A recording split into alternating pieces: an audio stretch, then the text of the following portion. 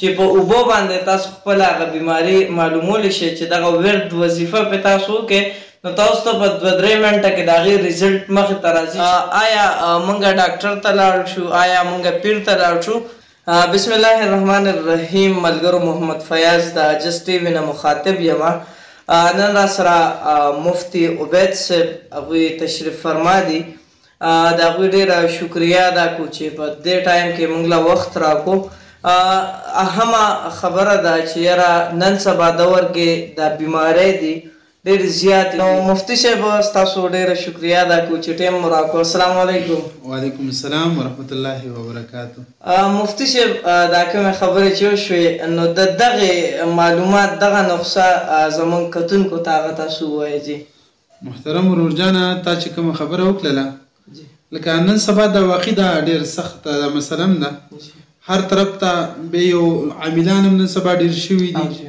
هر طرف ته خلک وایي فلانی او راوتي هم دي هغو غریبانانو هم نور کاروبار نشته دی دغه ته ناسي 2 نمبر هم پکې 1 نمبر هم پکې هر فیلډ کې خراب خلک دي. لکه ډاکټري فیلډ کې هم خراب خلک دي. صرف دا موږ نه وایو چې ډاکټران ټول ښه دي نو هغه کې هم خراب شته دی ښه هم پکې ډېر دي پکې. دغه رنګې په عاملانو کې هم ښه پکې ډېر دي بېکار هم پکې لګوي. نو موږ ته به اصل کې خبره تا دا وکړله چې موږ ته به څنګه پته ولګېږي چې موږ د عاملانو نه ځان بچ کړو یا ډاکټرانو نه چې موږ ته په کور کې پته ولګېږي. یو عجیبه نسخه دا ده چې موږ په کور کې موږ دا معلومولی شو چې دا بیماري زموږ د ډاکټرانو سره تعلق ساتي او که نه زموږ د روحاني کم عاملان چې دي د هغو سره تعلق ساتي. عاملان هم هغه عاملان پکار دي کوم چې علما وي صلحا وي نو هغو خله ورتګ پکار دي. داسې نه چې هر یو نه عجیبه کس راوتی وي او ګیرې خرولي او سنتو نه خلاف وي او بیا وایي زه تاله د قرآن او د حدیث موافق دم کومه. نو داسې نه ده. موږ به په کور کې داسې کار به وکړو که نارینه وي او که زنانه وي. یو ګیلاس اوبه به موږ راوالو 23 مرتبه بسم الله الرحمن الرحیم د هغه نه اول 3 وارې مخکې آیت الکرسي دا به موږ ووایو او په اوبو باندې به موږ دا دم کړو. صحیح شولی جي.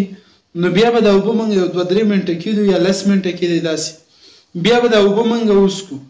په خولې کې به د دې ذایقه معلومو څنګه چې موږ د شربت ذایقه معلومو یا د چی ذایقه معلومو. نو موږ به چې یو ګیلاس اوبه راوالو دغه وظیفه به پرې موږ ووایو 10 منټه بعد به موږ د دې د ذایقه ګورو چې دا خوږه ده او که تروه ده یا په خپل حال باندې.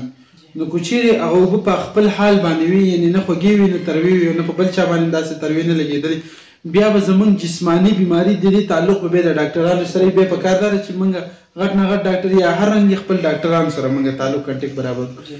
دویمه دا ده که چیرې دا اوبه تروې وي نو بیا به موږ د کوم عاملان چې او هماغه عاملان چې هغه په شرم برابر وي په اصولم برابر وي نو د هغو خوا له موږ لاړ شو خپله رهنمایي حاصله کړو. ماشاءالله دا و د مفتي عبید صاحب اقوال چې تاسو واورېدل ډېره اسانه او ښکلې نسخه هغه تاسو ته مخې ته کېښودله چې په اوبو باندې تاسو خپل هغه بیماري معلومولی شئ چې دغه ورد وظیفه پې تاسو وکړئ نو تاسو ته په 2-3 منټه کې د هغې ریزلټ مخې ته راځي.